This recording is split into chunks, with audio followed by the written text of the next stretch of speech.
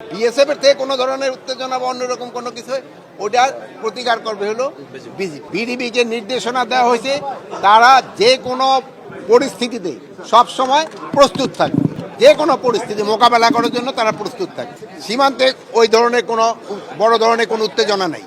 আপনারা তাদের বলবেন তাদের উদ্বেগের কোনো কারণ নাই, তারা নিরাপত্তা দেওয়ার জন্য আমরা সব সময় প্রস্তুত আছি। তারা সম্পূর্ণ নিরাপদ। বিজিবি সব ধরনের কাজই করবে, আভ্যন্তরীণও কাজ করবে এবং বর্ডারও কাজ করবে, যেহেতু তাদের অবজেক্টিভ যেটা আছে ওইটার ভিতরে দুটোই আছে। ভারতের জনগণ যেমন ধরেন প্রশাসন করছে, ওই ক্ষেত্রে তো আর বিজিবি প্রশাসন করবে না, ওই ক্ষেত্রে প্রশাসন করবে না আপনারা, বাংলাদেশ জনগণ করবে। আর যদি বিএসএফ এর থেকে কোনো ধরনের উত্তেজনা বা অন্যরকম কোনো কিছু ওটার প্রতিকার করবে হলো বিজিবি। ওই রকমই নির্দেশনা আছে